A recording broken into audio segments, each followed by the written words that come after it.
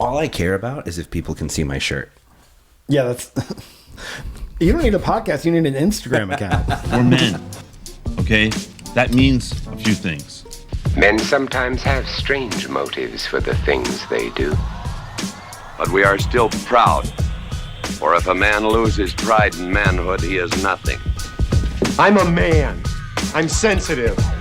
Confronted with their true selves, most men run away, screaming. Isn't this a strange conversation for men who aren't crazy? You make me want to be a better man. Hey, New Year, buddy. Hey, New Year, buddy. How you doing, man? Fantastic. Welcome back, everybody, to the Better Men Film Club podcast. I'm Dave. I'm Nick. And this is the podcast where Nick and I use the lens of film to explore, challenge, and dissect the messaging we as men have received through film in the last decade or century or so. Not decade. I'm doing this off script because it's a new year, new me. Trust yourself. Trust yourself. Yeah, both the positive and the problematic, all in hopes to be better. We just want to be better, man. It's 2023. All these New Year's resolutions are flying around. They are. And we're here to say, hey, we've been trying to be better since last March, okay? Yeah, not to flex on you. Not to flex on When you guys. all of you guys were quitting your resolutions in March, we were like, you know what? We should amp this up. Hey, if you're listening to this, you made it to 2023 with the rest of us. I know it seemed for a minute numerous times there, like we might not. I know it has for me. Wait, do you know something I don't know? Did Yeah, something just happen? the impending constant civil and nuclear war that it feels like is looming over this country. Just kidding. It's true. Kind of. No, it's a new year. If you're listening to this, we're recording this in the old year and just trusting that 2023 is going to happen. Yeah, that's what I was about to say. I was like, we don't know yet, man. We have a good, 4 days left to figure this out. So 100%. This is the video. This is like the video that I want to leave my friends and family when I die. If you're watching this. Yeah, like Iron Man at the end of, oops, spoiler. At the end of Iron Man 2, when he's talking to Pepper Potts. Shoot, I got it, and I got nothing. I'm trying not to spoil things in general. I don't know. We've talked about spoiler stuff before, but like if something is old enough, because we just listened to, we just live in podcast land all the time, but we just listen to separately, but talk together about a podcast about Reality Bites. And like, he spoils it in the first sentence of that podcast. And I was like, it is a 28-year-old movie. So like, who cares? Yeah. But also like a lot of people haven't seen that movie. Maybe, I don't know. It hurt my feelings at the same time for people who hadn't seen that movie, but at the same time, get your shit together. I don't know. Watch a movie. Yeah. I also, at the same time, hot take, but I think like sometimes the spoiler is the only thing that'll make someone who hasn't seen a movie like that go see it. Ooh, how do you mean? Because he opens up the podcast specifically. They're talking about Reality Bites, and he opens up by saying she ends up with the wrong guy and tells you who she ends up with. And I think that like it's really difficult to watch some of those movies that are a little bit older just because of pacing and sound. Yeah, true. Like pacing and sound has changed so much. It's same with music. Like nowadays, records are mastered so screaming loud that like if you listen to even like Damien Rice's first record, it's mastered so quietly. Yeah. That wouldn't compete with anything else on the radio, you know? Yeah. So it's like going back to those records is hard, the same way going back to those movies. So I feel like sometimes that take is what makes you go like, well, I want to see if she ended up with the right guy or not, you know? Yeah, I want to make that decision. Also, we talked about this off mic, but that take of Winona ends up with the wrong guy in Reality Bites is such a good take. I haven't seen that movie in a decade. And I'm angry that it's not my own original take because I feel myself getting ready to adopt it, but I'm like, I'm going to be watching that film through the lens of that take now. You're like Jack Black in High Fidelity. It's so good. It should have been mine. Exactly. I might as well be an Enneagram 4. I'm not. Don't be afraid. Yeah, he's a 7. Get off his dick. So I agree. I think I often just stay away from reviews and stuff in movies that I know I want to see. Like if I hear a movie is being made and I'm like, I love everything about this movie, I'm going to stay away from it. I get mad when I even see like even the beginning of a review because I'm like, now I'm going to go in with this guy's thought filtered through my brain. And I don't know how to not do that. I don't know how to hear somebody's review of something and be like, I'll make my own decision. Cause I'm either like raging against their review the whole time or I'm like, I'm going to like this because everybody hates it. Or I'm going to, I'm just going to be like, yeah, I see what they're saying. This sucks. It's the same with trailers nowadays. Trailers are absolutely ruining movies. The whole movie. And the problem with that is I'm such a conspiracy theorist when it comes to movies. I love It's like even movie like Tenet. When Tenet came out, there were so many theories about what this film is going to be about because there were similar actors from Inception. Yeah.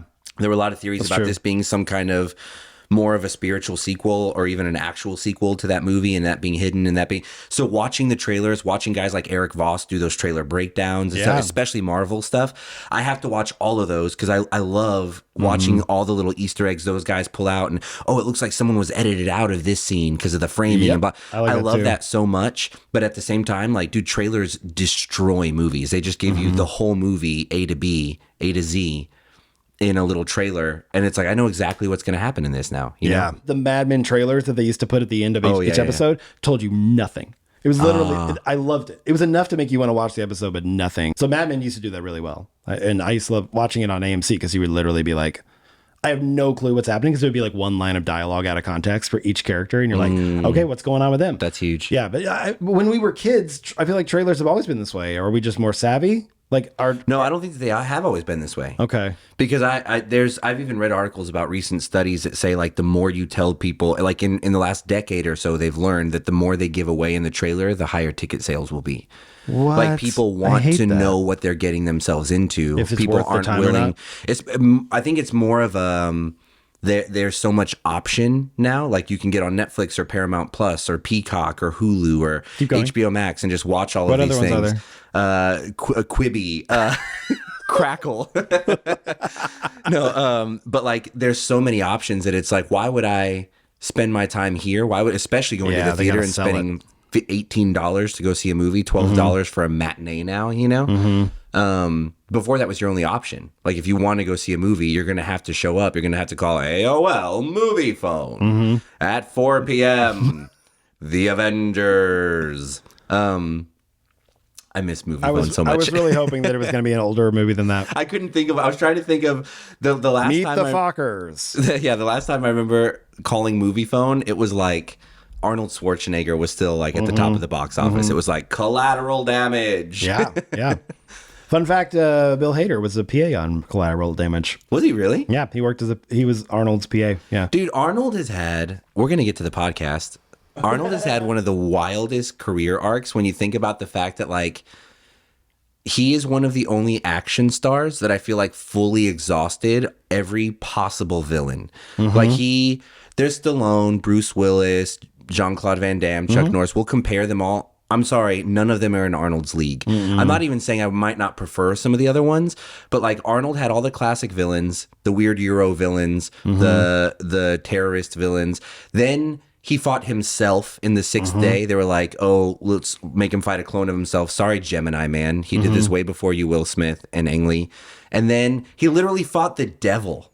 Sure. Do you remember End of Days? Yeah, Gabriel Byrne played the devil. Yeah. Like, what is left? He's fought every type of villain on the planet. He fought himself, and then he fought Satan. And then he teamed up with Danny DeVito in Twins. And then he was a kindergarten cop. Listen, there's a lot. Dude, Twins needs a remake. It sure does. But I want it to be a new part. I want it to be like Danny DeVito and like Zendaya. I want it to just be utter chaos. My favorite fun fact about End of Days and just how petty Gabriel Byrne is that when he did Usual Suspects, he thought the whole time, and he only got part of the script because there's a huge spoiler at the end of that. He thought he was going to end up being like Kaiser Soze, and because they called him the devil, and he was like, "Ooh, I get to play the devil! Like, this is like the role of a lifetime." And then when they like switched it on him, and he was like, "Wait, I'm not." Like, he immediately told his agent, I want to play something. I want to be in a movie where I play the devil, because I thought I was going to be the devil and I didn't get to do it. And so they gave him End of Days. It's the only reason he's in that. Amazing. I did not know that. He threw a fit. He was like, I wanted to be this guy. So Gabriel Byrne, who is supposed to be, he's so sweet in Little Women. You love him as Professor Bear, but you're like, oh, this guy is a dick. Yeah. There's a lot of guys like that. Gabriel Byrne, Linda Fiorentino, who could not stop working in the 90s for whatever reason. She's in Dogma. She's in like extremely hard, difficult actors to work with. One of the reasons they don't work anymore as much. That doesn't surprise me with her, no offense. Billy Zane's another guy like She's that. hard to watch on screen. She looks so unhappy to be there all the time. Yeah, and she got to be in like Men in Black, one of the biggest movies of that year, let alone the decade, and she just seems miserable. And I hate being that guy, because it's like, I don't want to come across as a guy that's being like, she should smile more. Like, you know what I mean? That's so cringy. There's but just like, something about her. You look miserable all the time. All the time. And I guess that was her role in Men in Black.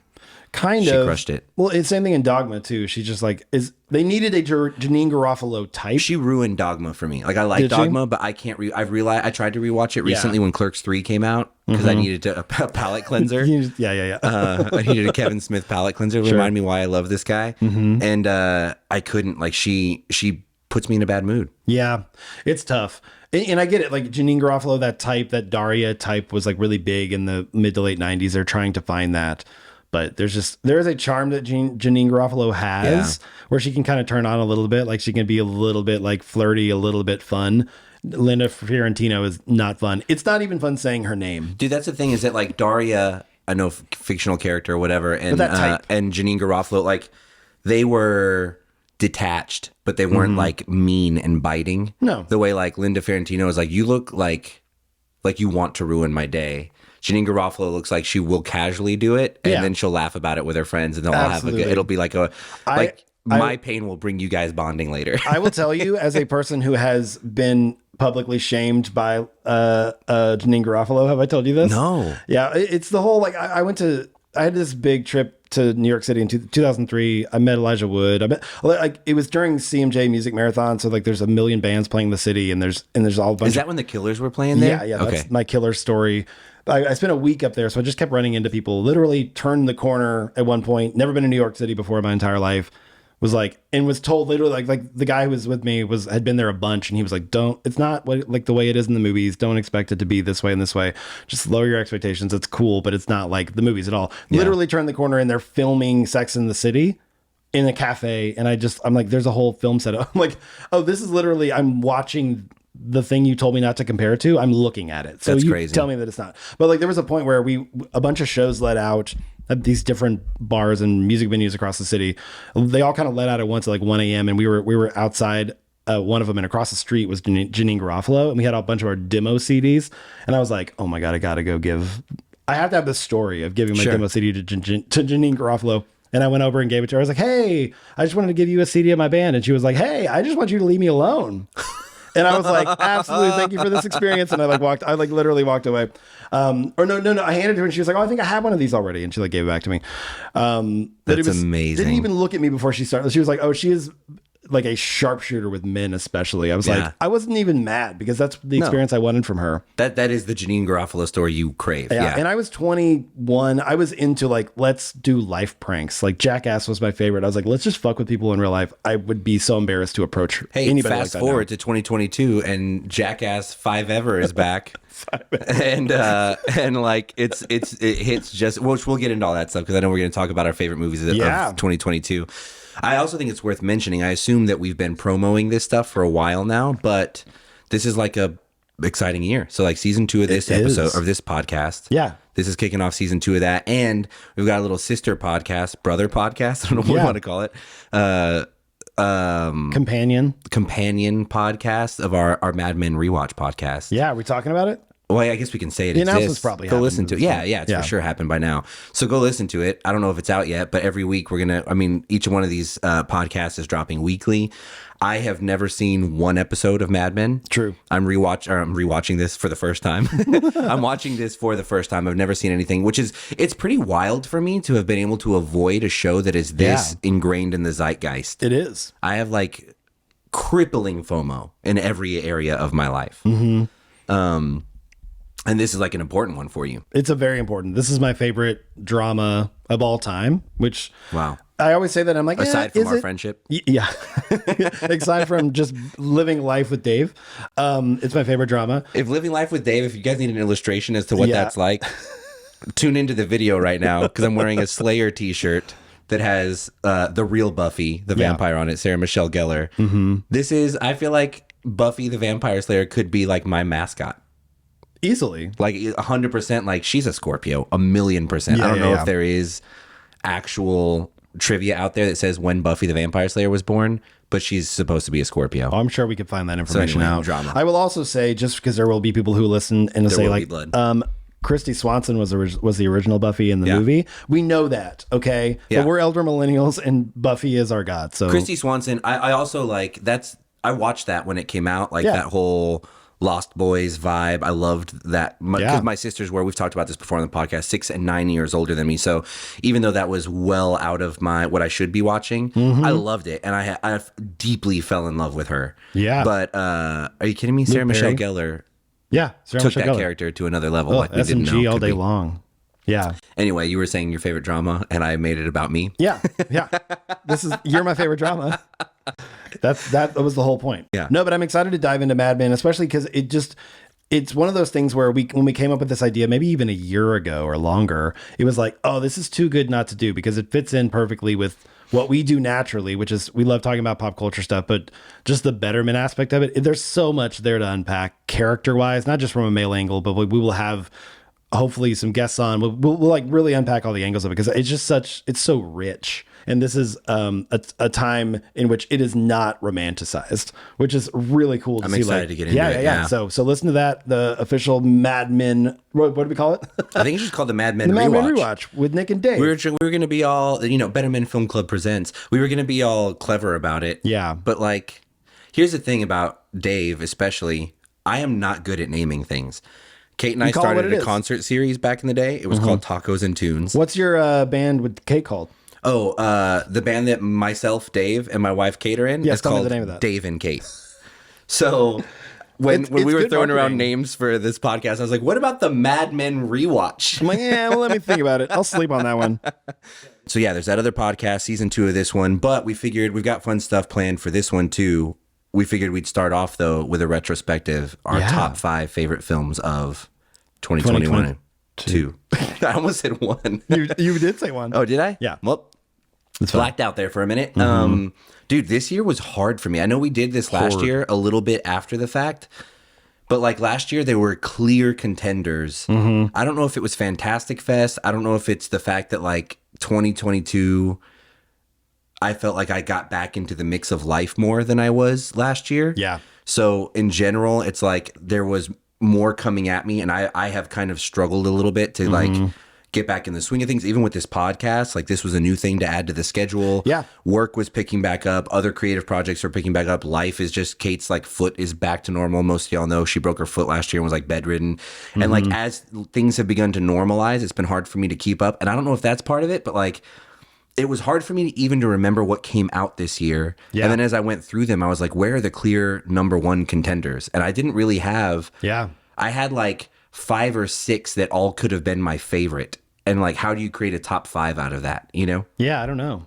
Did you have the same deal? Very similar. And I think a lot of it is this was the second year of the pandemic or whatever. And things are kind of slowly going back to normal or whatever. What a wild I know. sentence. It's weird. And it's technically still here, whatever your thoughts on that is. But we've just learned to like roll with it. And I think you're right. Also, this podcast for me, I mean, I moved cities and set up a career in a new city. So there's a lot of like, for me, I just had less time. Like all of my downtime that I would normally just chill and watch stuff at night or whatever was filled with either like playing gigs or booking gigs or just going to sleep early. So I had a lot less time. And then also just having to, we had an assignment almost every week to watch a movie for the podcast or something. And so it was just less time to do that. I went to the movies the least this year than any year of my life, I think, other than 2020, which is wild. That's and crazy. honestly, we like, went to a film festival this year too. Yeah. So, which I think, some of those movies we saw will pop up on this list. 100%. I've got movies on that from mine. Yeah, for sure. I also want to say, like, go back and listen to that. We did like a 2-part breakdown of Fantastic Fest of our time there. I almost wish we could re-record that because it's like that was such a dense week. Yeah. But I will say, like, I mean, I don't know if we can. I hope we can go back this year. Like, that was so enjoyable. I'd totally go back. Yeah. That was so enjoyable. If you love movies, like, you can go to film festivals. Do it. Like, show up and support. It's so cool. And Fantastic Fest is a great on-ramp to those. I imagine it's much more affordable and accessible than a lot of the other ones. But Austin's just a great movie town. It is. Yeah. It really is. Like, people there dig those. There were also things about it that sucked, but go to it. It was fun. Yeah, do you want to just jump into Let's this? get into it. Okay, how are we going to do this? Are we going to go back and forth? Yeah. 5-1? Yeah. Okay. Who starts? You want to start? Yeah, I'll kick us off. Kick us off, man. Don't kick us on. Please. I'm going to start with number 5 for me. I literally made this list, kind of compiled it this morning. I had an idea of what it was going to be, But honestly, everything but the main one could kind of be, I don't know. I don't know what the criteria is based on, like what the order should be, but this is just what feels right in my gut. It's from 5 to 1. Which one you liked the most is the criteria. Oh, this is so tricky. This is so hard. No, I'm going with my gut here, and I'm going to say if I had to say a number 5, and I base it a lot on like how well the movie is made, how much it stuck with me more than anything. Like this is the movie that, like, when I think about 2022, these are the movies where I'm like, this is why where I remember years of movies, because I'm like, I remember exactly how affected I was in this moment in my life because of this movie. So, like, just from me, I'm nervous because you're pre-qualifying so much. No, I'm letting people know it's important. It's important to share the rules. So, like, I'm not just like, I don't know. This is I'm just letting you know why I like the new James Franco movies so much. Is what Nick's about to say. Yeah, exactly. Yeah, we don't speak. What did I say that one time? Yeah. James Franco and I aren't speaking. So my number 5 is Banshees of Inisherin. All right. Which is Martin McDonagh. We saw it at Fantastic Fest. I have to throw that in there because it's cool points. And it's a movie which is pretty much set up perfectly for this podcast for us to talk about, because it's about male friendship and specifically a male friendship breakup that happens in the 1920s in a made up town, Inisherin, in Ireland. And while there's civil war going on across, which is a beautiful kind of like little mirroring to what's actually happening. So it's the micro and the macro of these two men, one played by Colin Farrell and Brendan Gleeson. Brendan Gleeson, thank you. I was going to say Donald Gleason's dad. I'm sure Donald Gleason will be happy to hear that. Yeah, because Brendan would not. No, he would not. The first thing I'll say, I mean, I guess I'll give a little bit of the plot if you don't know, because it's getting a little bit of heat right now because of Oscar season and stuff, and it's well deserved, I think, as a film, and as like the main actors are unreal in it. But so you see the micro of this friendship splitting up in a very direct manner. Brendan Gleeson just literally at the beginning saying, I don't want to be friends with you anymore. Like, I've had my reasons. I don't want to give them to you. Respect my wishes. I'm going to go. I don't want to give too much away about it, but I will say the things that really resonated with me was, first off, I've never seen a movie like this. It's wild. Like, when I saw the original conceit of the film was going to be about two men who are friends breaking up, and that's the movie. You're like, what are they going to do with? That's a short film. What are you going to do with this? And then where they go with it at times gets really dark. It's at times laugh out loud hilarious. Like it's all waves of, just much like relationships are multi-tiered. They're multi-leveled. What other ways can I say the same thing? And they're complicated and they're complex, and they don't always have a clear-cut answer, even though we might want them. And it's what I liked most about it was I didn't know who I agreed with the most. Like, between the two men, like at times I thought Brendan Gleeson was being absolutely ridiculous, and at times I understood what he was saying, because I have been both men in my life in relationships, and I think it's a really interesting Rorschach test to watch, especially with dudes who, at this time especially aren't accessing a well of emotions to know how to deal with it. And this is a perfect example of like what happens when there aren't therapeutic ways to deal with your emotions, and so you go to like very violent and extreme and ridiculous and drunken lengths to try to understand yourself and your relationships and all this kind of stuff. Because are you having a row? I just love that one. What, are they having a row? Having a row? It's funny because this movie was like made for me. Like, we went to Fantastic Fest knowing that Banshees was on the list. Yeah, we were excited. It was my number one most anticipated film of that deal. Was it? Well, because In Bruges is a top 10 movie for me. It's same director and actors from In Bruges. It's one of my favorite movies of all time, and the fact that like Martin McDonagh, Brendan Gleeson, and Colin Farrell have not been together on a project since then. They got back together for this one. It was Martin McDonagh talks about how it was during COVID. We were all going crazy. And I thought, well, now's the chance. And so I was so excited about it. I have a hard time. I don't think I can get into why it didn't make my top 5 without spoiling it. And I'll just say, I think it's an incredible film. Go watch it. I have it in my honorable mentions. It's not in my top 5 anywhere, which is like crazy to me. If you had asked me last January, said, here are the movies that are going to come out, just guess what your top 5 will be. I have a couple like that I would have guessed this would have been number 1. And it didn't even make my top 10 because there were things about it that I was genuinely, I just found it hard to access this one for me. I didn't see it. A lot of it, I will admit, was probably like my expectations and what I was projecting onto it. But even just the way that things move and the way they wrap some things up, I was like, I don't know if like, not even if it's I agree with this or don't agree with it as much as it is like, I don't know if it spoke to me the way that even In Bruges did, you know? I found myself like, we watched it at a festival. So we literally watched an extremely heavy documentary, but before it, what? Oh, you got to think about that now, don't you? You didn't factor it in, did you? Is that what you're saying? Yeah. Okay, well, I mean, do some. I'm next, so do some reconfiguring if you need to. No, I'm fine. I think I'm ready to we go. saw it after we saw the documentary by David Farrier, Mr. Organ, which is heavy. Which let me take it from here. Okay, because I'm going to put Mr. Organ at number 5. All right, let's go. Mr. Organ was not in my top 5. This is the problem I'm having. In real time, this is happening. This is the problem that I'm having, and I'm actually really glad we brought that up because, yes, we saw Mr. Organ at 10 a.m. at Fantastic Fest, and then we saw Banshees of Inisherin at like 2:30 or something. It was right after. And so Mr. Organ, I'll just go into that, like was David Farrier. It's a documentary that he started making in 2016, like literally in the baby fresh wake of the success of his documentary Tickled, which was incredible. And it's about a chronic violent narcissist in New Zealand that he comes into contact with. Basically, David Farrier hears this story about some antique shop that's booting people's cars if they park on their private property and charging exorbitant amounts to remove the boot, like $350, $700, something just crazy. And he writes an article about it for this newspaper that he's working for and attracts the ire of the people that are kind of like behind this whole mess. And it gets down to this one character, Michael Organ, Mr. Organ, the titular character of the documentary, that like is just, I don't know how to explain it. If you may not think that you deal with narcissism or covert narcissists or people like that in your life, watch this film and I guarantee you, I think most people will watch this film and go, oh, yeah, so-and-so is blah, blah. And I'm not saying anyone is to that level because I think that there are probably a handful of people on the planet as extreme as this Mr. Organ character. It's a spectrum for sure. But like, I don't want to say anything else about it other than it's a heavy film.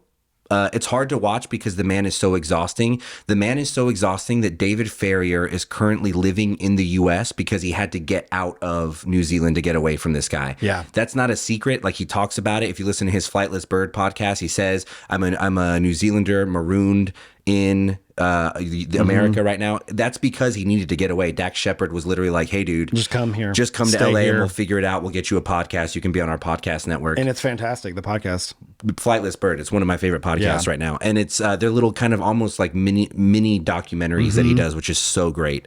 A la, I don't want to say a la, but if you're into Louis Theroux or any of those other guys, then you'd be into David Farrier. In general, his point of view is so childlike, but at the same time, he has such a kind of a dark soul. Like, he's got some darkness in him. 100%. I think it's the most fascinating thing about the documentary isn't just to see this extreme character that he's making the film about, as much as it is to see the way that David navigates that stuff. Yes. He navigates it with such patience that it's like, we get a story that few other people could have told. Because I think that, again, just the same way that there's only a handful of people on this planet that are as extreme as Michael Organ, I think there's only a handful of people on this planet that could have taken that story as far as David Farrier did. I would have lashed out and burned things down like 20% into the journey that David Farrier took with this guy. There's no way I could have taken this all the way.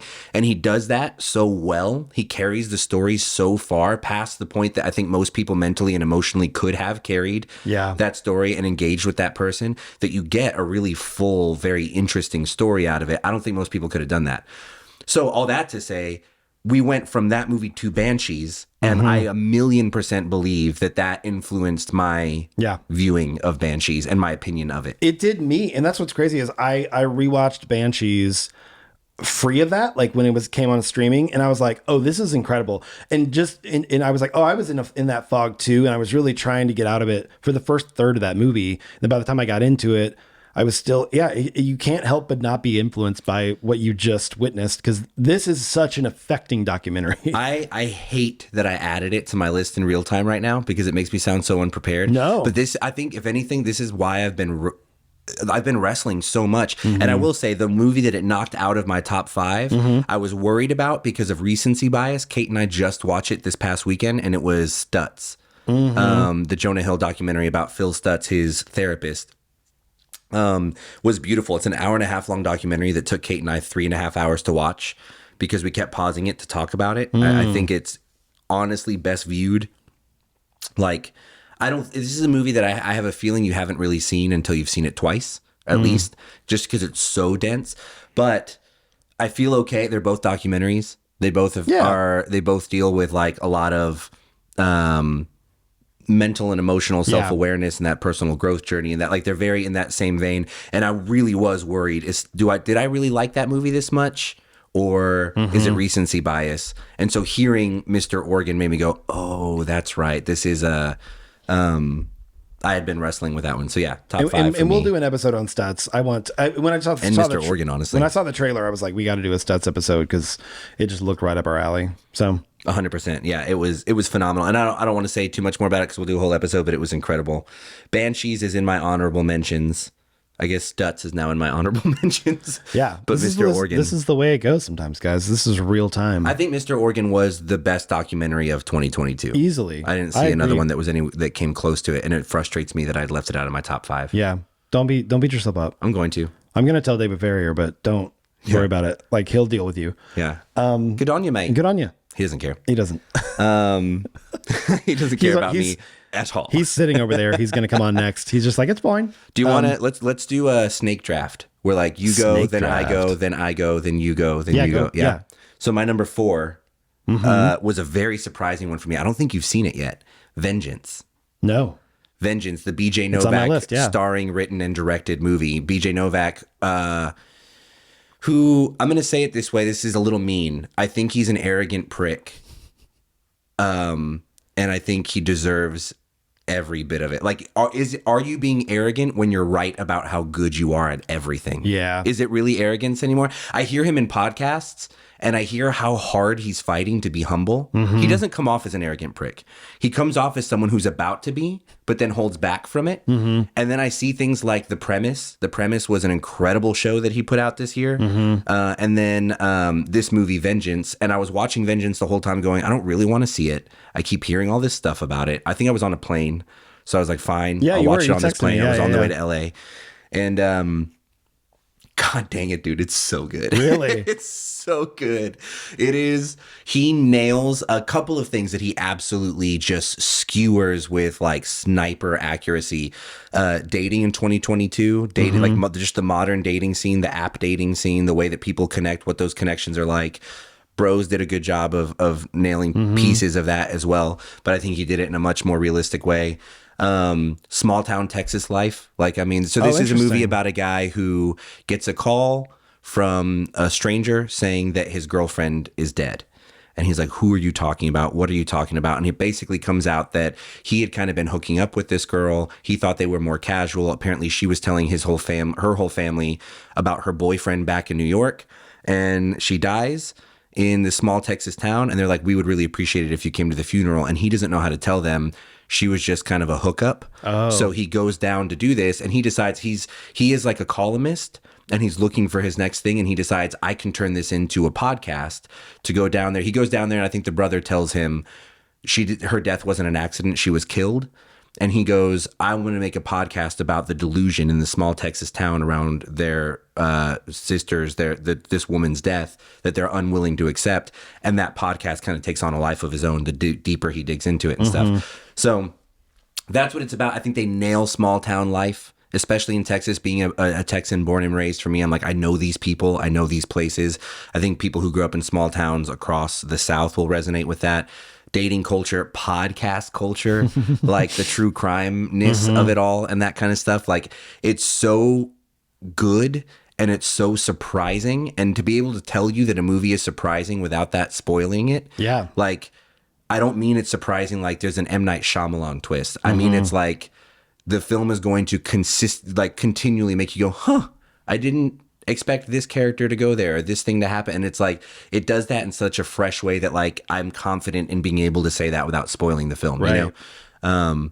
So yeah, it literally ended, and I remember just going, That was so good. Like, I was like begrudgingly like, ugh, that was so good. Not that I don't like BJ Novak. Yeah. He's incredible. He's attached to all sorts of projects that I absolutely love. But there is this, do you see what I see in him? Yeah, where like when he's totally. talking, You're we're right. like, you know you're good. Yeah. And it's frustrating how good you know you are. Yeah. But you're honestly not a prick about it. But I can tell that you keep having to stop yourself from being a prick about it. I'm that and I way agree with- with you about how good you are. I'm that way with John Hamm, where like John Hamm is so likable and charming and he knows it. And he almost gets to that point too in interviews where you're just like, you know how funny you are. And you're not wrong. I mean, you say John Hamm, and I even think of other movies that should be in my honorable mentions. Not my top 5. Yeah. But yeah, so number 4 for me, Vengeance. So good. Which is available on, what did you watch it on? American Airlines. Yeah, good call. Yeah, Go take a flight. I think that I rented it and watched it on my phone. Take a flight and watch it on there. $4.99. You can rent it on Apple TV Plus. If that's what it's called, I don't even know. All right, your number 4? Might as well be. My number 4 is a movie I haven't seen yet, but I'm going to talk about it. No, I'm just kidding. My number 4 is Triangle of Sadness. Nice. Another Fantastic Fest movie. This movie, it's the last movie we saw there, I think. So it definitely like stuck with me for that. But for that reason, but this movie, I've never seen anything like it. I was like, There isn't a movie like it.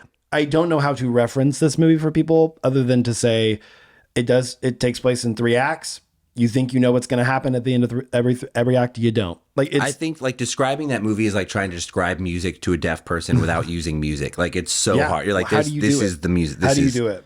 It is a beautiful kind of half satire, half it's just nailing classism, Instagram culture, the influencer culture, like how we view, like how we, like one of the main characters is this model who is kind of resentful of the modeling, like what you have to do to be successful at his job, but he's doing it begrudgingly, but also he kind of likes the perks from it. Like you watch, it's like literally the first scene or one of the first scenes is him and a girl on a date, and it just keeps going. And it's uncomfortable and it's funny and it's real. It feels like I'm watching a couple on a first date, and you're like, why are we lingering on this couple? Like, so good. And then that kind of that the point of that leads into the next thing, which leads into the next thing. And it's one of these things where it literally, I was excited to see.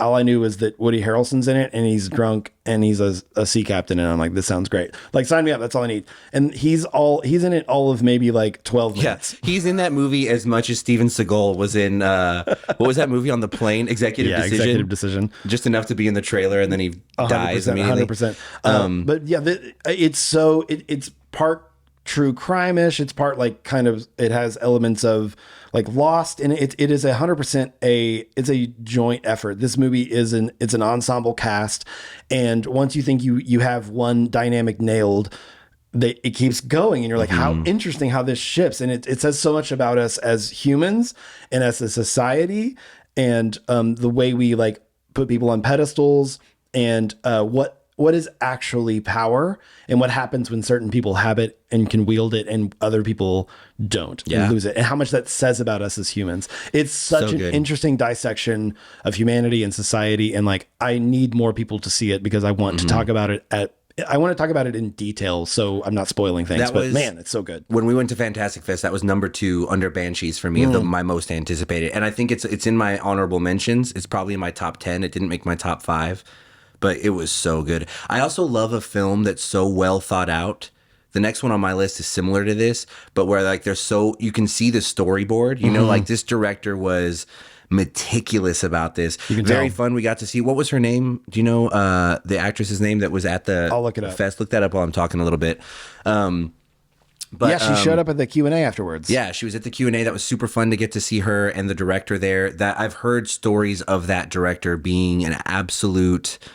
You don't want to call him a slave driver, but that's kind of what people have said. Like 100+ takes of scenes. Yeah. Like so meticulous where it's like, we will get this, as opposed to like Clint Eastwood's like, we only do one take. That's going to be like, hope you do good because this is going in the movie, you know? Yeah. And you can see that in that, not in the exhaustion on the cast or anything. It doesn't come through in negative ways, but it comes through in that you're like, oh, this is this is exactly what this director had in his head, and he got it out. And I love a movie like this one that was told in three very clearly different acts. Like there's the first act of this movie, the second act of this movie, and the third act. And each one of those could be its own short film. Absolutely. And all of them, I don't know, like combining them the way they combined them, like spending the amount of time that it's spent with each of them too, is like the pacing is perfect. That actress, by the way, her name is Dolly DeLeon. DeLeon. Also didn't realize this because I'm a little behind in a few other ways. Is she got nominated for a Golden Globe for this movie? Oh, I was going to say, this is the reason I wanted to make sure we said her name and put some respect on it is because I'm like, she deserves a Best Supporting Actress nom for this movie. I thought it was that good. I don't know. It's incredible. There was so much competition this year. Yeah. So like, I'm not sure. I don't know how many slots that they're able to do with that stuff, but it's like it's at the very least in the discussion. There are years where at the Academy Awards, the performance she gave in this movie would have blown the winner for Best Supporting Actress out of the water. Absolutely. It was so good. It makes me so happy. It's her, and there's another actress in another movie that I'm going to mention here in a minute that I'm like, I really hope that both of them, we just see a resurgence of their career because they're both probably like, middle-aged in a time when Hollywood normally ignores actors of this age. I really hope this like launches them into where we see them a lot more because man, they're so good. Yeah, we got little sick bags at the Fantastic Fest view, and they gave us little sick bags with pretzels in it. Once you see the movie, all that will make sense. I will also say, speaking of the sick bags, the closest thing to spoiling this movie I'll say is if you cannot see people becoming sick, if you're an emetophobe, which is can't watch people vomit. Yeah. Just don't see this film. Yeah. It's not even worth trying to get through it. I go like, there's like, I don't know. There's a 20-minute chunk, no pun intended, where you can like peace out to the bathroom. Skip that and see the movie. Really? Okay. Yeah. Okay. In my mind, I'm like, just don't see it like that. That's such a catalyst for me. Like that is that anyway. But I could be wrong on that. Yeah. Watch this on Angel Vid or whatever and tell them to remove vomit. Or VidAngel, whatever that's called. VidAngel. All right, your number 3. Oh yeah, number 3 for me is Top Gun Maverick. Nice. Okay. I like making a best of list for me is like making a mixtape, and I like to throw a really popular one in there. And sometimes, like Jason Lee's character Jeff Beebe says in Almost Famous, sometimes the best stuff is the popular stuff. And this year, I think this got proven absolutely correct. I didn't want to like Top Gun Maverick. I didn't like the original when I saw it. It was fine. I always thought it was overblown. This is the way to take intellectual property. And if you have to make a sequel 25, 30 years later, this is the way to do it. It makes the original movie better. We did a whole episode on it. You can go back and listen to our Top Gun Maverick episode. Did we do an episode on it? Or did we just talk about it a bit? We did an episode on it. That's how much it affected us. Like it's incredible. Like it's everything that you've heard about it. I've only heard good things. We've already done episodes I've forgotten about. Yeah, I know. It feels like such an accomplishment. I know.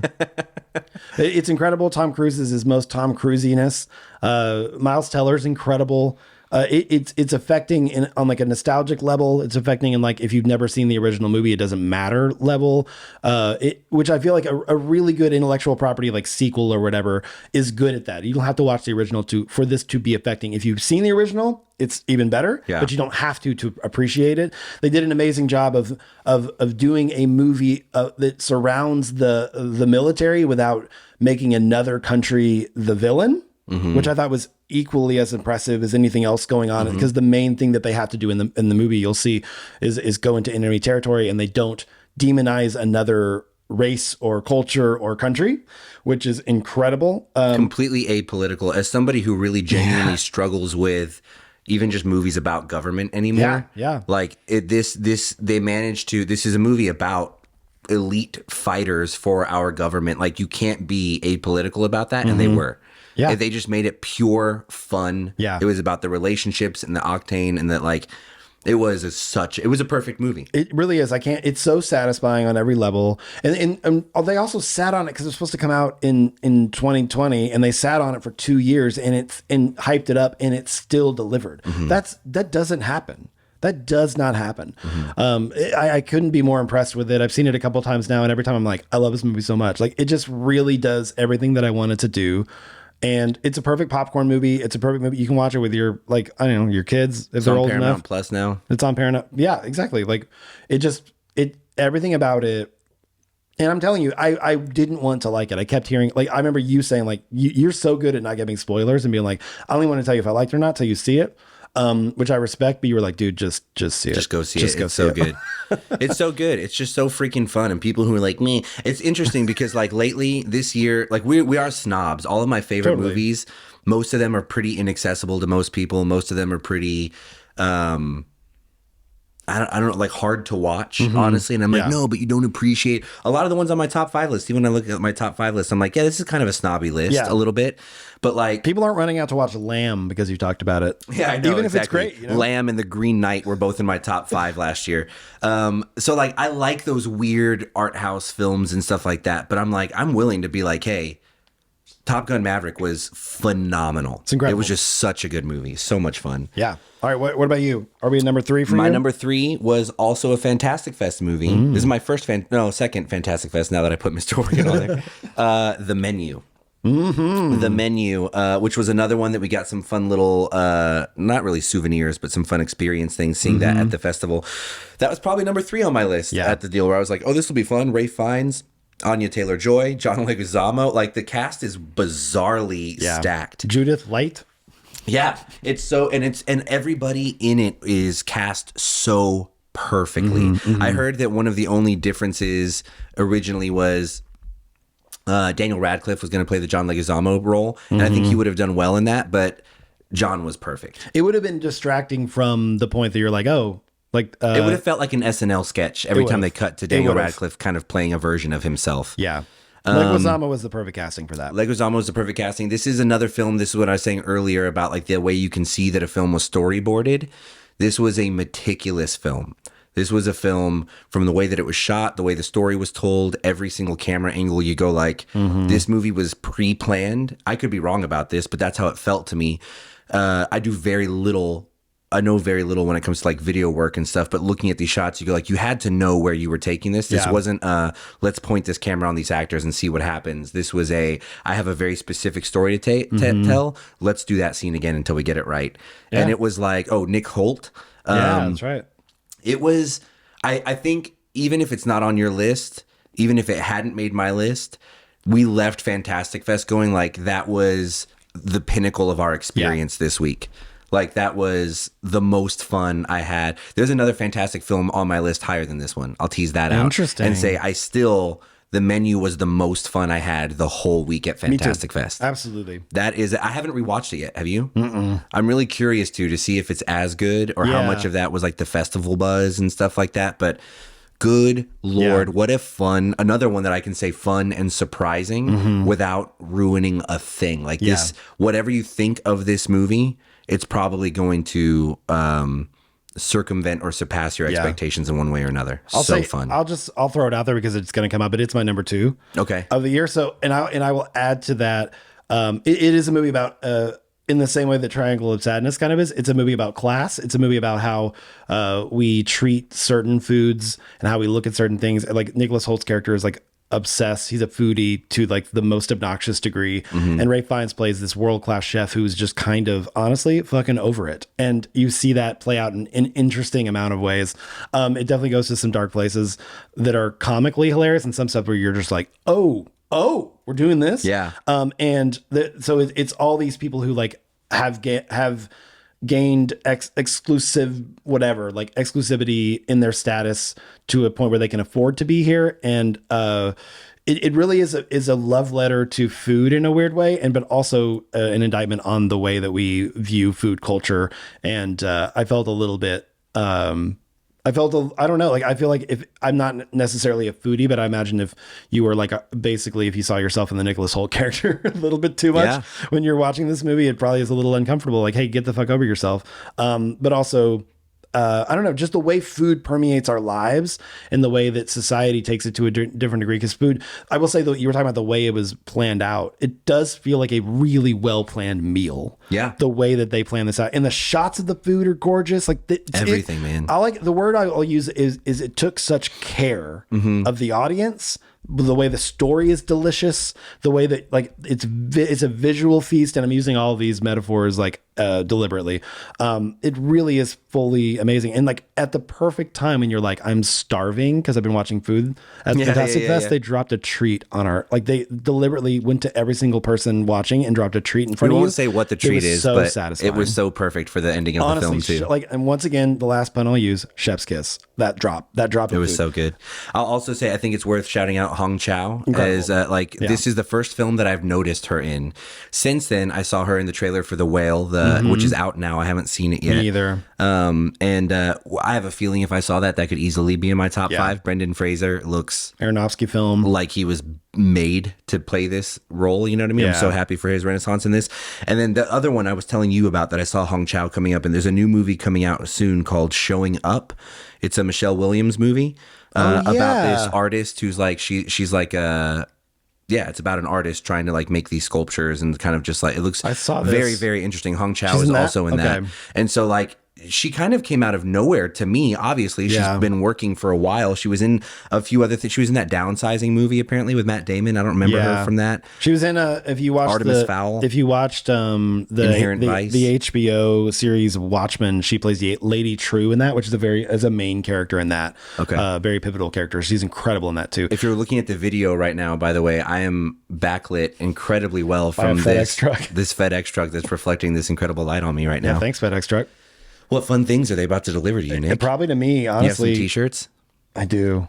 I'm not gonna lie. It probably is a t-shirt. Instagram gets us with those t-shirt ads, aka this Buffy the Vampire Slayer tee I'm wearing right now. Also, the Japanese cable guy poster shirt that I'm gonna wear next. It wasn't for me. What a letdown. Oh man, supply chain issues. But yeah, Hong Chow was. Dude, you're on screen with Ralph Fiennes, John Leguizamo, Anya Taylor-Joy, Nicholas Hoult. And she steals every scene she's in. Yeah. There's literally an action scene with her and Anya Taylor-Joy where she's such a badass. It's so good. It's so good. Go see this movie. Yeah, go see the menu.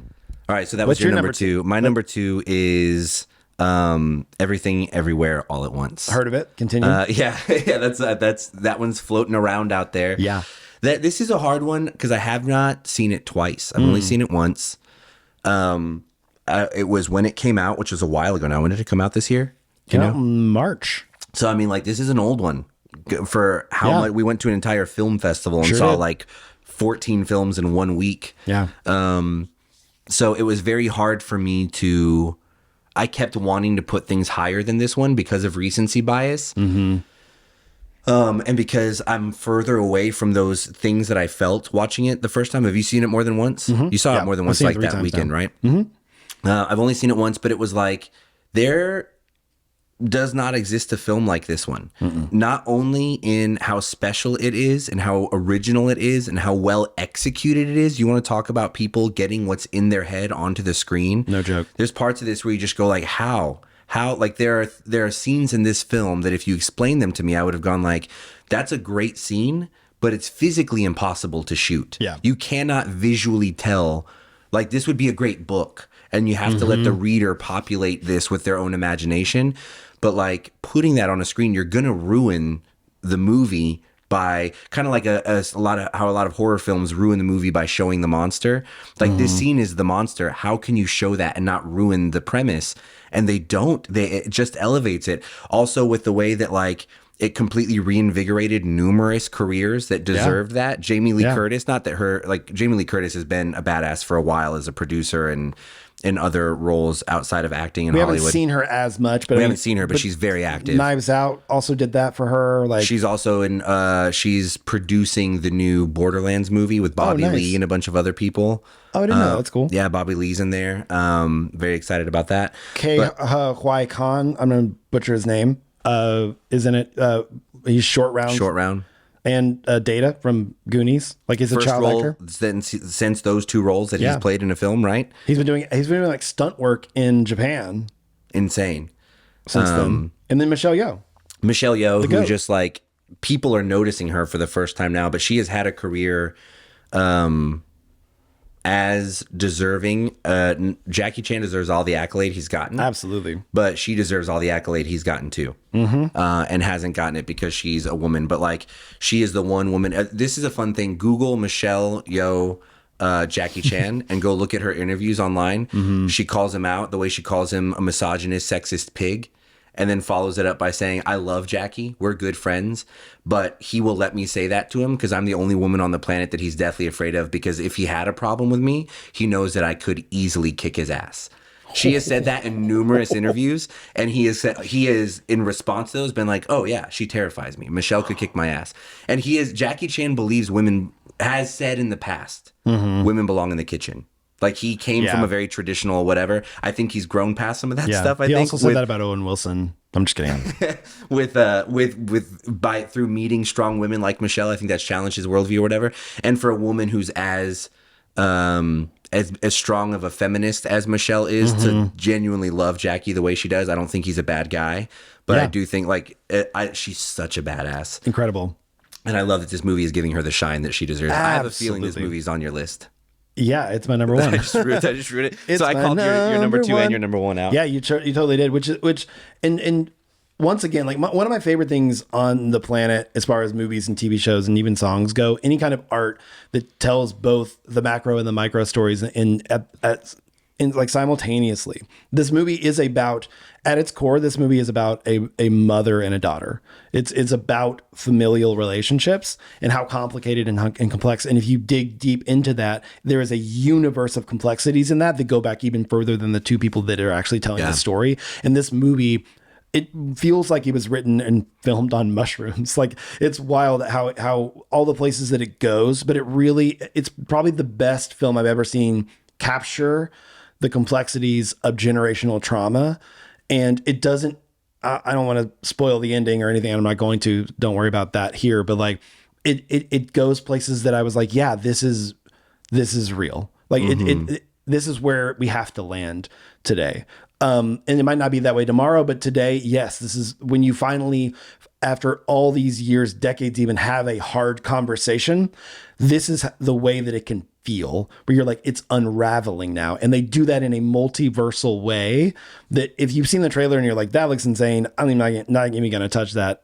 If you have a family, watch it. Just trust me. Yeah. If you have any kind of relationship with a parent or no relationship with your parents, it doesn't matter. Like it is unreal what they were able to do and tell such a small story about a Chinese mother. Is it Chinese? Sorry, I'm always worried I'm gonna mess it up. Chinese mother and her daughter and the dad who kind of plays the middle in between their complexities, just generational complexities and issues in a small laundromat in LA. And the way that explodes and the way it feels inside when you have a fight with your mom or like you don't feel understood, like the rage and everything that comes out when you're trying to gatekeep and you're trying to hold everybody, keep everybody accountable, but also like not ruffle feathers. And the way that it unfolds, I will say this is the movie that I laughed out loud in the theater the most at this year and also cried not like I teared up, like actual tears. Oh, 100%. Like sat in the theater, numerous times. Sat in the theater and just stared at the credits and wiped tears off of my face, which that doesn't happen that much anymore. And that's one thing I wanted to mention, and we've mentioned it before, but there are all these guys, you know, even I hate this so much because I love some of these men, but Martin Scorsese, what a Coppola has been in this year. And then most recently Tarantino saying like good movies aren't made anymore. We're done. We're done making good movies. And I'm like, are you kidding me? I can point to 3 movies on this list, my own list today, where I literally said, I've never seen a movie like this before. And I've watched thousands of them. It makes me so upset. It's happening the same way that it happens with your parents. I think we all, at some point, you go from seeing your parents as like the standard of truth and safety and knowledge, because like they are at one point when you don't know how to do anything for yourself as a child. Mom and dad know everything. And then one day you go, oh, you're just people who like mess things up all the time and are just doing your best but are wrong a ton. That's starting to happen with people like that, with like these auteurs, the Scorseses and the Tarantinos, where I'm like, oh, I like a lot of the stuff you make, but you're just an old man now. Which feeds you're into an old man and culture has surpassed you. It feeds perfectly into the themes of everything everywhere all at once, where it's just like, yeah, oh, you're just a person.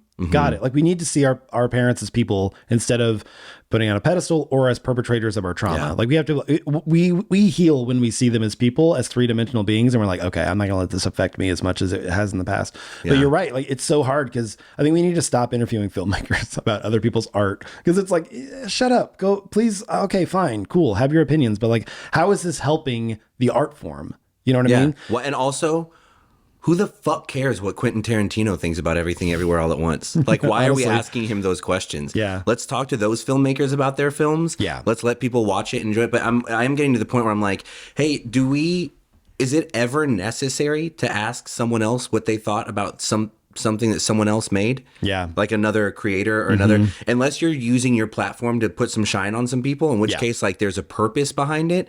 Outside of that, it's like, if there is a purpose, it's either to put shine on or shade on something else someone is doing. Outside of that, just ask the people who are creating it. And if you don't like it, okay, go away. Yeah. There's a lot of movies I didn't like this year that I'm just not going to talk about. Yeah. You know? Also, special shout out to Stephanie Hugh. Is that how you say her name? I don't know. HSU. How do you pronounce that? I don't know. Okay, cool. I'm very white and very old, but she plays the daughter in Everything Everywhere All at Once, and like is up against actual titans, like as far as like Michelle Yeoh and Ke Huy Quan and even Jamie Lee Curtis, like, and James Hong is in it, who is a character actor who's been around forever. He plays the grandfather, like, but she holds her own so well. She's one of my favorite breakout stars of the year. She's incredible, and you see her in like the early scenes. She's so good, and she plays just like a frustrated, like, you know, early 20s daughter who just wants her mom to see her and like, get off my back, mom. Just kind of this bratty teenager. And the way she embodies badassery in this movie and some of these entrances that she has in the multiverses, unreal. She's incredible. Unreal. She's incredible. Unreal. Yeah, go see it. All right. What's your still number have a one? number one. Ooh, Above this all is of interesting. these. I want to More hold than you- Mr. Organ. I want to hold you the for menu, a second. Everything Everywhere All at Once. Is it lamb? Stutz. Is it lamb 2? It just got lammer. Lamb 2. Pork chops. God lamb. Pork chops, lamb chops. Can I guess what it is? Yeah. Is it Jackass Forever? No. That does deserve an I think Jackass Forever is a better film than we're pretending it is. I think people are going, "Oh, that was a fun what?" No, shut up. It was incredible. It's just come up a It was bunch with you, and I'm executed like, incredibly well. It was awesome. It deserves it may be in my top 10. And I'm not that's where I'm becoming comfortable not being a snob about shit. I really hope that it's Marcel the show with shoes on. We just watched last night. Okay, we watched that last what is night. Bones and All. Ooh, Bones and All. Timothy Chalamet. That's your number one? Yeah, that's my number one of the year, man. I mean, tell me about it. The farther away that I get from this film and the way that it made me feel and the way that I feel like it handled everything. Taylor Russell, breakout actor in this. She was also in, why can't I think of the other one she was in? Oceans, or I'm saying that wrong. Ocean's 11. Waves. Waves was the first film that I noticed her in, which was another really good one. Directed by Luca Guadagnino. I don't know how to say his name. The same guy that did, this is so funny to me, the same guy that did Call Me By Your Name. Call Me By Your Name, the Army Hammer vehicle that now Army has fallen from grace because it turns out he might legit be a cannibal. Yeah. Like he might have He has a actually kink. eaten women that he's dated or parts of them. Yes. Not the way that other people have eaten people that they've dated. There are allegations. And so I think it's hilarious that Luca's follow-up film is a movie about cannibalism. Yeah. So we went into this film at Fantastic Fest, excited to see the new Timothy Chalamet movie. And I think Nick said something to the effect of like, we had just come out of Hunt, which was like a very difficult movie to follow because it's in Korean. It's this psychological political thriller, very hard to keep up with. And you were like, I'm kind of glad we're just gonna go see like a romance drama now. And I was like, right. But like, you were like, what do you know about this, Nick? yeah. And I go, I'm pretty sure there's a strong like cannibalistic through line in this. And you're like, I'm glad you said that to me, because this is also, it's Fantastic Fest, which is a genre film festival. They kind of specialize in horror, gore, some of those more kind of B movie moments.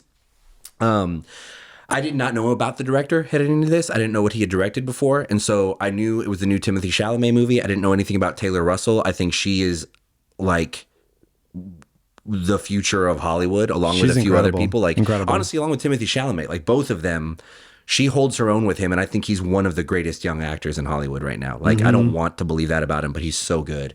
He's so good. He's such a dip in every interview that he's ever been in. Like, he's I know. She just wanted him to tell him to sit on his hands. Bones and All. So a movie about a young girl who has like this every time I think about how to describe it, I want to describe it like Dexter, how he refers to his darkness as his dark passenger, how she has a thing in her, this compulsion to eat people. Yeah. And you kind of find out fairly early on in the film that it's been something that's been happening for a while. Her father on her 18th birthday straight up abandons her, leaves her, ghosts her. and so she's just on her own, and she's kind of a vagabond who runs into Timothée Chalamet, a fellow eater, and it's about this young couple falling in love and navigating the world as these people with this dark secret. Finding other people like them, recognizing that there are ways that they can kind of spot each other and stuff like that.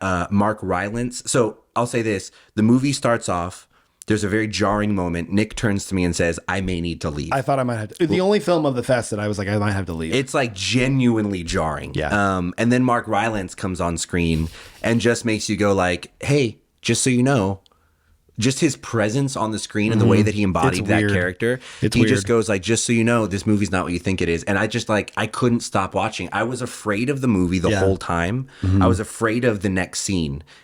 Dude, the entire film. Do you remember I turned to you and I said, is that Rylance? And you said yes. And I just felt okay. Yeah.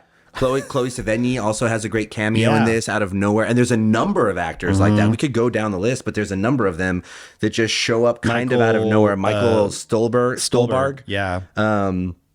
There's which great character actor. Incredible. Wildly underrated. Like Boardwalk Empire. The new Stanley Tucci, honestly. Where it's like he's playing these crazy characters that he disappears into.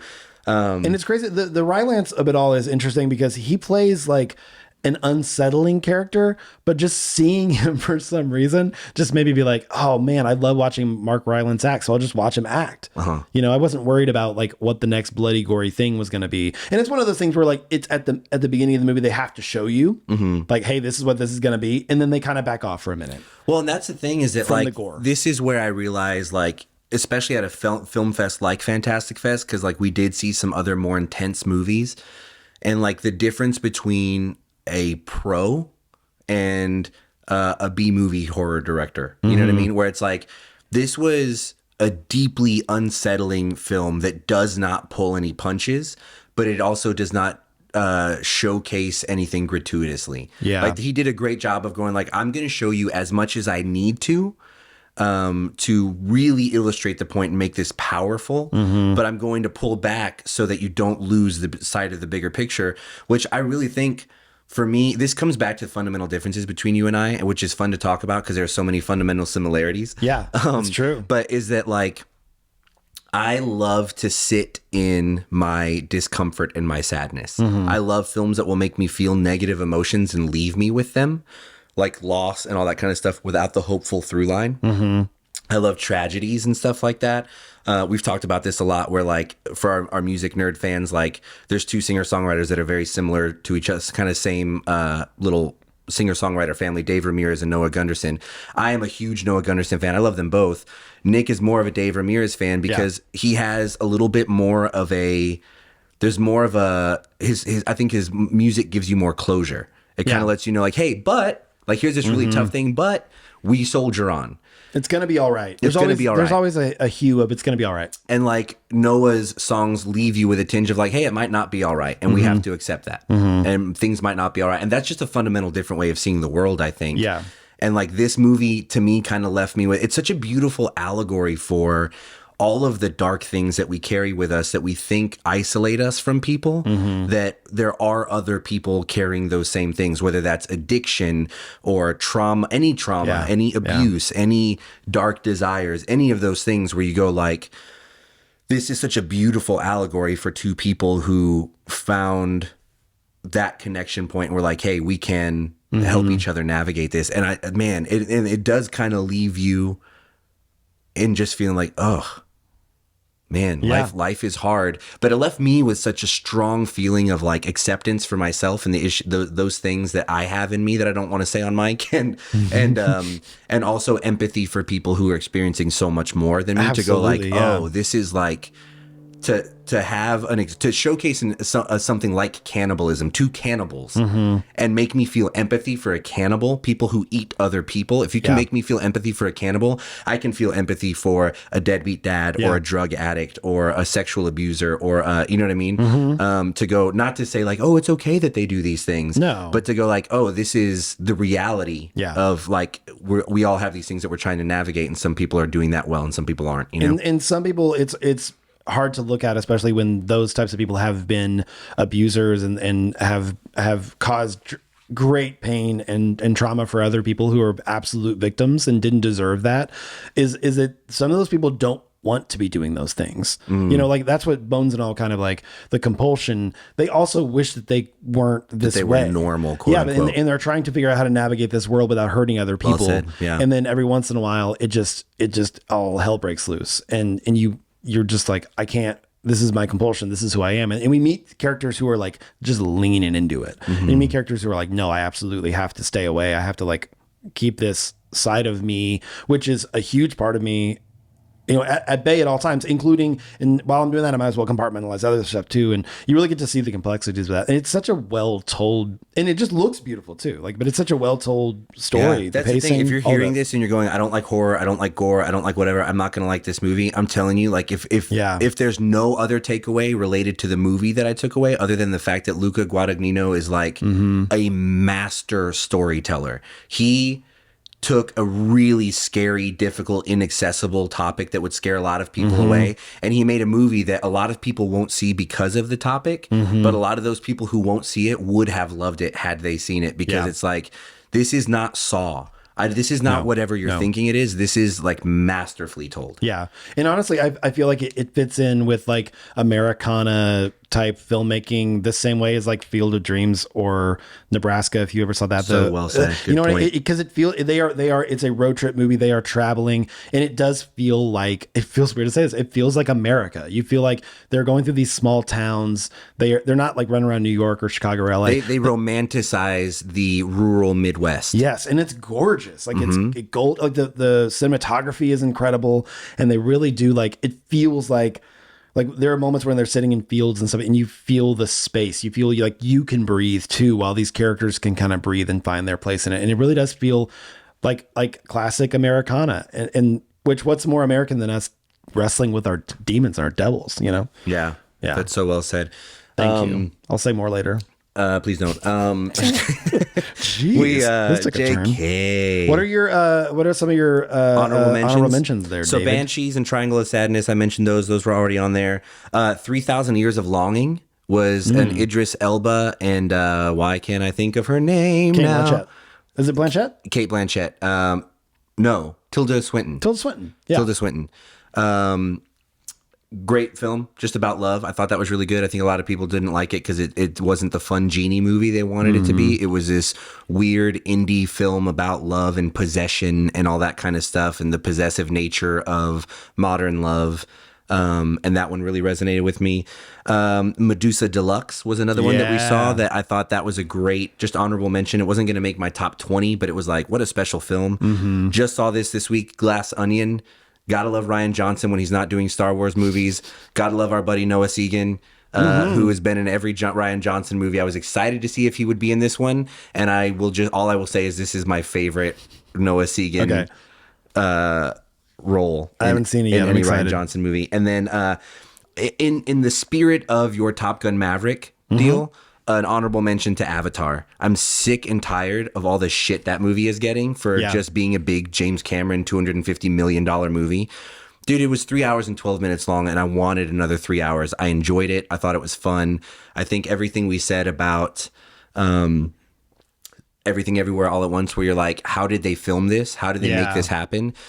Just like, I don't think people realize, we know so little about the movie making process that we don't realize what a golden god James Cameron is for just making this film. Yeah. For just being able to get it on the screen and make it look real, whether you like the story that's being told or not. I had a ton of issues with the first Avatar, Unobtainium. Hard to getium was taken, I guess. Not much of that left idiom. Who knows and the when we can natives don't find want idiom? us to mine idiom. But like, I think that they learned from those mistakes, and the story they're setting up, this sounds so cringy. The story they're setting up for the next 4 movies, because there's literally 5, I think, planned. And I think he has scenes shot, he said, to avoid the Stranger Things effect. Yeah, I heard that. He shot things from the 3rd and 4th movie already. But like, I can see where it's headed. And I'm like, yeah, I want to see this story. I want these characters to complete these arcs. And I think it's going to be super fun. Are those all yours? Those are the majority of mine. I mean, I could go on and on about all the movies we saw, but those are the honorable mentions. Yeah. Mine are Mr. Organ, which we talked about. I'll throw the movie Doctor Strange Multiverse of Madness in there. Okay. I really thoroughly enjoyed that. It's a very popular movie this year. There's not much to talk about, but I very much enjoyed it on multiple viewings as well. It was fun to see Sam Raimi get what he does, get to do what he does truly. With a Disney budget. Yeah. I know, it was really fun, and they let him be Sam Raimi, which is really fun. I'm like, okay, and what's his name? The guy that did the score. Oh yeah, Danny Elfman. It's like I've missed an Elfman score. I know, it's been so long. Fun. Another movie we literally watched last night, Marcel the Shell with Shoes On.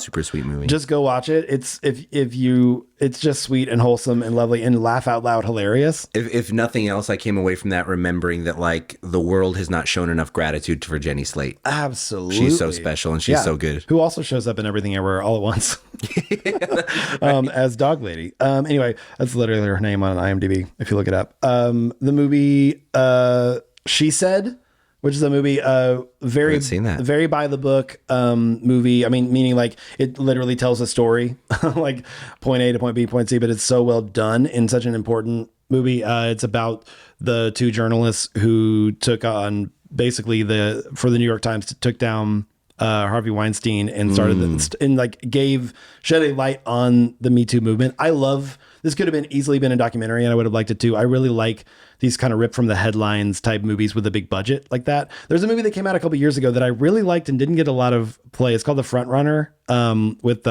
Hugh Jackman. Do you remember this movie at all? He played like what everybody thought was going to be essentially the Bill Clinton of the before Bill Clinton kind of came. Hugh Jackman played that person? Yeah. Huh. And it's incredible. And there's a million little like parts in it with reporters and different like PAs from the political opposites and stuff played by like stand-up comics that we love and stuff. It's they really cast it well. It's a Jason Reitman type movie. Like and I like movies like that where it's like this is the movie that it is. It doesn't like add anything to it. The story is compelling enough. They don't need to add. Same thing with Spotlight, the movie Spotlight a few years ago. But She Said, it's incredible. It's Carey Mulligan and Paul Dano's wife. What's her name? Zoe Kazan? I don't know. Yeah. And they are incredible in it. She said, go check it out. By the way, Paul Dano, honorable mention, Paul Dano's episode of Hot Ones. Oh, I haven't seen it yet. Yeah, it's just fun to see him on Hot Ones because I don't ever see Paul Dano. He's such a character actor recluse. That's all I ever see. Mm-hmm. He doesn't do a lot of press. And then the last one I'll mention is a movie that you and I saw together. Maybe the first movie we ever saw in the theater together. I'm trying to remember. I forgot about this one. Men? You know no. Oh wait. Oh shit. The Batman. Okay. How many movies have we seen together that you forgot about? I forgot. Okay, the second movie we ever saw together, Unbearable Weight of Massive Talent. Oh, yeah. The Nicolas Cage movie that was meant for Nicolas Cage. That was absolutely incredible. It's that might have been the first one we saw together. It's everything that you want this movie to be. It doesn't pretend to be anything than what it is. Dude, I forgot. I've got to give Men an honorable mention. Honorable mention. Sorry, you can say your thing about Nick Cage. No, it's such a fun movie. I wanted it to be a fun movie that is self-referential and sweet, and also just pays homage to Nicolas Cage because he's kind of a big weirdo, but like we love him, and it did all of that, and I really appreciate it. Also, Pedro Pascal, incredible to steal scenes while you're on screen with Nick Cage going full Cage. In his words, going full Cage. Yeah. Unbelievable. Pedro Pascal, like he's the Mandalorian, and he's also this. He's so good in this movie. I want to see it. So like, but it is essentially a buddy movie with the two of them, with Pedro Pascal basically playing all of us, like a huge Nick Cage fan. It really ticked all the boxes, and I had such a blast watching it. Last one I'll say too, I have to throw in Men. Alex Garland's horror film, Men. Alex Garland is one of my favorite currently working living directors. Like he is so freaking good. He did Ex Machina, which is in my top 5 all-time movies. He did Annihilation, which is a phenomenal, a little less accessible one. And then Devs, which if you've seen Ex Machina and you have not watched the limited series Devs that he did on Hulu, those are spiritual siblings. Like they very, very, very much go hand in hand. And Men was probably his most avant-garde movie ever. Like it's not a story A to B. It is an interesting visually artistic experience. Like, you know what I mean? Truly. We had to walk out of it the first time we saw it. We saw it with my wife, and she was having such a miserable time through it because it is so genuinely unsettling and affecting. Unnerving that we had to walk out, and then me and Nick watched it on our own later. We finished it, and it pains me that it's not my top 5 because I'm so obsessive about Alex Garland. But it was still such a special movie. It's worth seeing. It just wasn't. Yeah, it wasn't. It didn't. It was like a lot of. It's interesting that like Banshees and Men, those are probably 2 that I would have gone like those will be 1 and 2 in my top 5, and I'm going like no, honorable mention, maybe not even top 10. I'm not sure. You know? Which is crazy. I'm sure there are others. I have a list twice as long of movies that I still want to see, and I think Dave wants to see as well. And as we, the first month or so of 2023, as we finally see these movies, because they either come available to us or we have time, we'll definitely mention. So if there's some movies that we've like just scathingly overlooked because you're like, I can't believe they didn't talk about this one or this one. No, we are aware. We also want to see a bunch of stuff, and we will probably talk about it here in the future. We are not completely. Hundo P, guys. Hundo P, y'all. Hey, go follow us everywhere. Yeah, do the thing. At Better Men Film Club on Instagram, Better Men Pod on Twitter. On TikTok as well, Better Men Film Club. Better Men Film Club on TikTok. He's Nick Flora everywhere. I'm Dave Wears Black everywhere. BetterMenFilmClub@gmail.com. And yeah, I want to know what y'all's favorite movies of the year were. What do we leave out? Which ones do you disagree with us on? Say that part quietly. And write that part in a letter and then put it in a drawer and save it for a year. Yeah. And then burn your house down. Nobody wants to hear it. And go listen to our new podcast, the Mad Men Rewatch Pod. I'm not sure where that is or how you get to it because we're still talking right now about how we're going to post all that. But it's easy to find, dude. Get on your favorite podcast app, type in the Mad Men Rewatch Podcast or Mad Men Rewatch, and if it doesn't show up, we're doing something wrong. It should be there because we're the only one of these. Write a second letter, put it in a drawer, shove it up your butt. The whole drawer. Put it in a drawer, sit on the drawer, and swallow it with your butt. On that note, Nick, you got a movie quote for us? Let's pray. Okay, the quote this week we're going to end on is, do you have any idea how crazy you are? You mean the nature of this conversation?